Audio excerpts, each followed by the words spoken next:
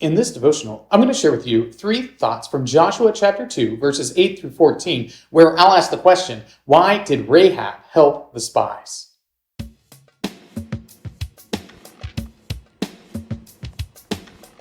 Joshua 2, verses 8 through 14 says, "Before the men lay down, she came up to them on the roof and said to the men, 'I know that the Lord has given you the land, and that the fear of you has fallen upon us, and that all the inhabitants of the land melt away before you. For we have heard how the Lord dried up the water of the Red Sea before you when you came out of Egypt, and what you did to the 2 kings of the Amorites who were beyond the Jordan, to Sihon and Og, whom you devoted to destruction.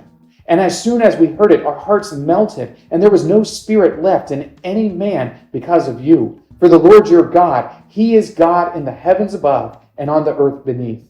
Now then, please swear to me by the Lord, that as I have dealt kindly with you, you also will deal kindly with my father's house, and give me a sure sign that you will save alive my father and mother, my brothers and sisters, and all who belong to them, and deliver our lives from death.' And the men said to her, 'Our life for yours, even to death. If you do not tell this business of ours, then when the Lord gives us the land, we will deal kindly and faithfully with you.'" When Rahab has this opportunity to help the spies of Israel, she jumps almost at the chance. She is willing to help these spies that are coming in because not just she, but all of the people there living in the land realize that the Israelites are coming. They are going to cross over the Jordan and come into this land that the Lord had promised them would one day be their possession.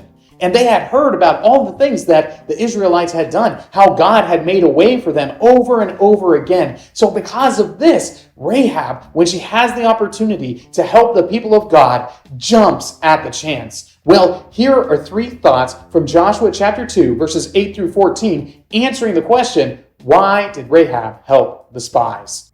Thought number 1, the Red Sea. The people in Canaan had heard the story of the Israelites crossing over the Red Sea on the dry ground.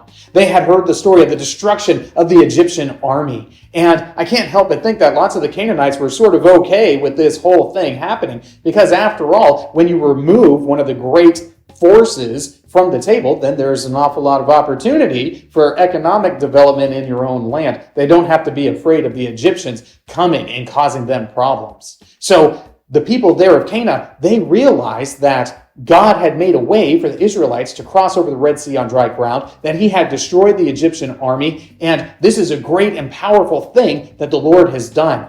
So, if they find themselves standing in the way of that same people that the Lord has helped, could He not also do something just as miraculous to them? Well, of course they could. So, they were terrified of what the people of Israel might do when they finally come into the land. So Rahab, when she sees the opportunity, helps out those spies.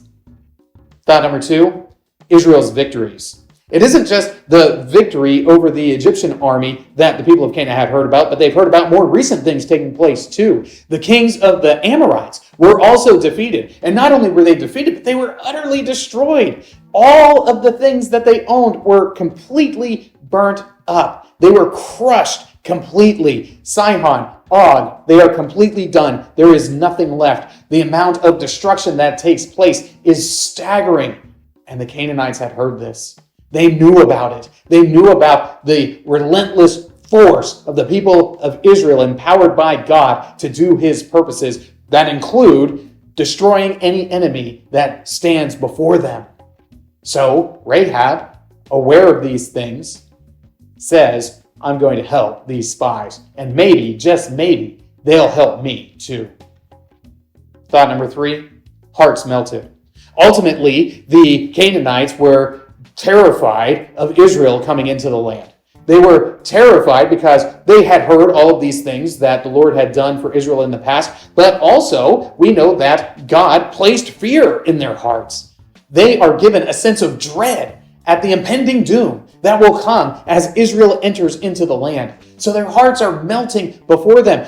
And Rahab even says, all of the men, all of the people, the entire nation is terrified of what's going to happen when Israel finally comes across the river. So their hearts are melting. They don't have the spirit for the fight that is upcoming. And because of all of these things, Rahab, when she sees the opportunity to help out these people, when she recognizes that maybe she could be spared, she and her family, she and her father's household, she takes the opportunity because she recognizes and sees that the Lord is helping Israel to come into the land and take possession of it. Rahab recognizes something that many people these days seem to forget, is that God uses his people to accomplish his purposes in the world. And as God uses his people to accomplish his purposes in the world, the enemies of God are crushed by them. That's something to keep in mind as we, the people of God, are doing his will here in the world. These three thoughts come from the assigned reading of Joshua chapters 1 through 5.